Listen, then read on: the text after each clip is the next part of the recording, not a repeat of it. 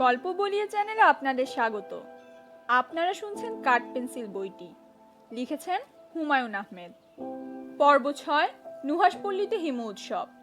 কাউকে মুখের উপর না বলা আমার স্বভাবে নেই। না বলতে না পারার অক্ষমতার খেসারত আমাকে নানাভাবে দিতে হয়। যেমন চিনি না জানি না তরুণীর বিয়েতে উকিল বাবা, অপরিচিত শিশুর খতনা অনুষ্ঠানের বিশেষ অতিথি, নতুন লেখকের অখাদ্য উপন্যাসের ভূমিকায় লেখা তরুণ ঔপন্যাসিকের গল্প বলার মুন্সিয়ানায় আমি বিস্মিত। না বলতে না পারার জটিল ব্যাধিতে যিনি আক্রান্ত, তাকে দিয়ে ঢেকি বা রাইস মিল গেলানো তেমন কঠিন কর্ম না। কাজে এক দুপুরে আমি দেখলাম যে নুহাশপল্লীর হিমু উৎসব নামক রাইস মিল আমি গিলে বসে আছি। 20 জন হিমু, এদের মধ্যে 4 জন তরুণী হিমু। তারা যাবে নুহাশপল্লীতে। তারা সারাদিন সেখানে ঘুরবে। আমাকে হ্যামিলনের বংশীবাদকের মতো তাদের সঙ্গে সঙ্গে থাকতে হবে। উদ্যোক্তা বাংলালিংক নামক টেলিফোন কোম্পানি।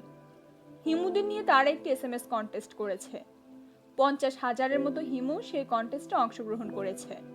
এদের মধ্যে সেরা 20 জন যাবে নুহাশপল্লীতে। প্রতিটি দুষ্ট বুদ্ধির পেছনে একজন দুষ্টমান থাকেন, বুদ্ধিমানের মতোই দুষ্টমান। পুরো পরিকল্পনার দুষ্টমানের নাম ইবনে ওয়াহিদ বাপ্পি। সে একসাথে অনেক কিছু করে। কবিতা লেখে, নাটক লেখে, অভিনয় করে, বই ছাপায়, অ্যাড বানায়, প্রয়োজন অপ্রয়োজনে জনসংযোগ করে, উদ্ভট উদ্ভট আইডিয়া দিয়ে মানুষকে বিভ্রান্ত করে। বাপ্পির আইডিয়াতে আমি হিমু উৎসবে যেতে রাজি হলাম। বাপ্পি বলল, স্যার, দেখার মতো দৃশ্য হবে। 20 জন হিমু মনের আনন্দে হলুদ পোশাক পরে খালি পায়ে নুহাশপল্লীতে ছোটাছুটি করছে। হিমু স্রষ্টা হিসেবে তাদের আনন্দ আপনি দেখবেন না? আমি বললাম, আনন্দ দেখা যেতে পারে। সে উৎসাহের সঙ্গে বলল, হিমু সঙ্গীত লিখে ফেলেছি, একটা অন্তরা শুধু বাকি। আশা করছি ওই দিন হিমু সঙ্গীত গীত হবে। হিমু সঙ্গীতও আছে? অবশ্যই। আমার মূল পরিকল্পনা জাতীয় পর্যায়ে হিমু দিবস পালন, অশোকের শিলালিপির মতো জায়গায় জায়গায় হিমুলিপি, হিমু পদযাত্রা। আমি বললাম, সেটা আবার কি? একদল খাঁটি হিমু তেতুলিয়া থেকে হাঁটতে হাঁটতে টেকনাফ যাবে, সেখান থেকে যাবে সেন্ট মার্টিন। আপনার বাড়ির সমুদ্র বিলাসে পৌঁছার পর পদযাত্রার সমাপ্তি। আপনিও আমাদের সঙ্গে থাকবেন, তবে আপনাকে হাঁটতে হবে না, আপনি থাকবেন গাড়িতে। হিমু সঙ্গীতে একটি অন্তরার অভাবে শেষ পর্যন্ত আটকে রইল। তবে কেন্দুয়া থেকে ইসলাম উদ্দিন বয়াতি তার দলবল নিয়ে চলে এলো এবং সকাল থেকে বাদ্য বাজনা শুরু হয়ে গেল। নুহাশপল্লীতে এসে আমরা কি দেখিতে পাই? চারদিকে ঘুরিতেছে শত হিমু ভাই। আহা বেশ বেশ বেশ, আহা বেশ বেশ বেশ। তাদের গায়ে জামা হলুদ রঙের হয়, পায়ে জুতা স্যান্ডেল কখনোই নয়। আহা বেশ বেশ বেশ, আহা বেশ বেশ বেশ। 11টার দিকে টেলিফোন কোম্পানির গাড়ি ভর্তি করে হিমুদের দল চলে এলো। অবাক হয়ে দেখি তাদের কারোর গায়ে হলুদ পাঞ্জাবি নেই এবং কারোর পা খালি না। আমি বাপ্পিকে বললাম, ব্যাপার কি? এরা শুনেছি ভেজালবিহীন খাঁটি হিমু, এদের হলুদ পাঞ্জাবি কোথায়? বাপ্পি মাথা চুলকে বলল, ব্যাপারটা আমিও বুঝতে পারছি না।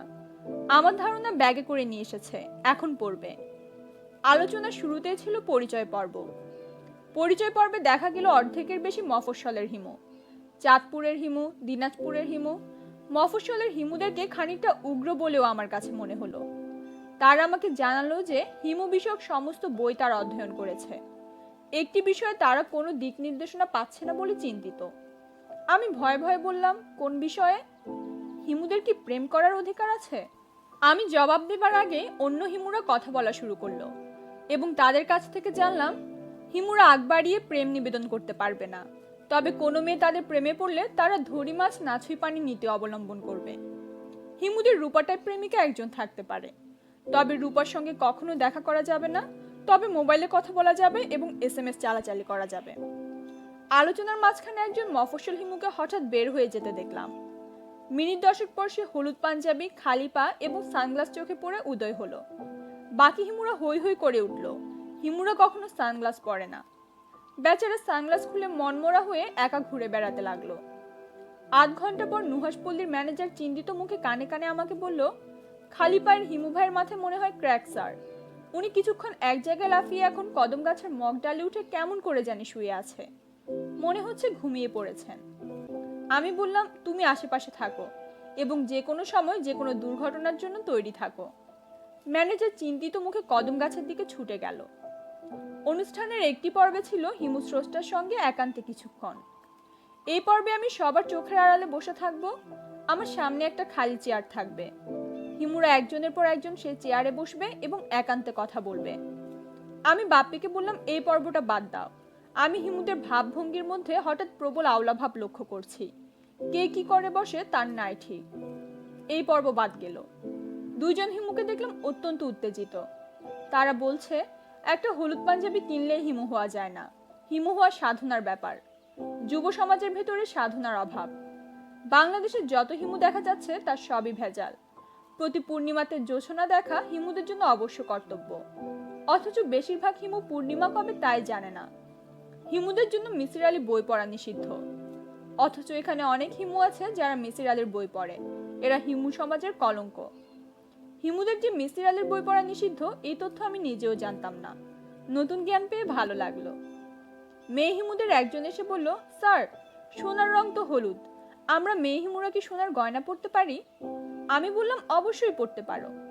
হলুদ শাড়ি পরলে মনে হয় কোনো গায়ে হলুদের অনুষ্ঠানে যাচ্ছি। এর কি করব? হলুদ পাঞ্জাবি পরলে হয় না? না, হয় না। তাহলে ছেলে হিমুদের সঙ্গে আমাদের তফাৎ কি থাকলো? টেলিফোন কোম্পানি হিমুদের জন্য কিছু গিফটের ব্যবস্থা করেছিল।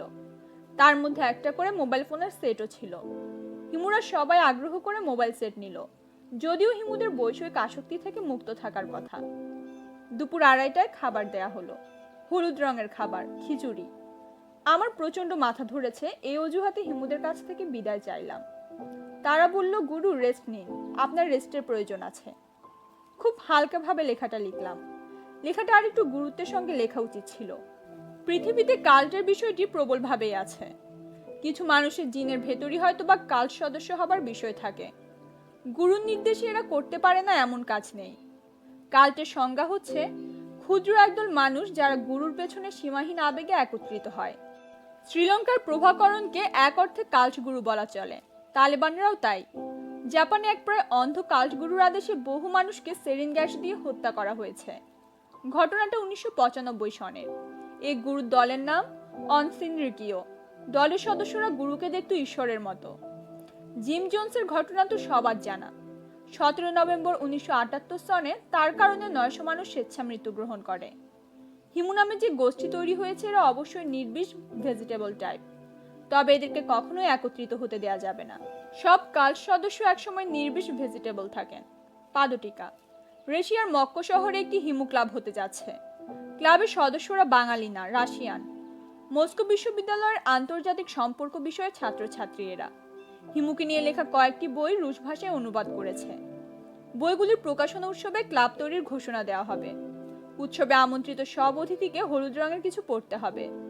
অতিথিদের বড় অংশ ডিপ্লোমেট, তাদের জন্য 50টা হলুদ টাই কেনা হয়েছে। সূত্র, বাংলাদেশের রুশ দূতাবাসের এক তরুণ কর্মকর্তা পাভেল। সে নিজেও নাকি একজন হিমু। ধন্যবাদ।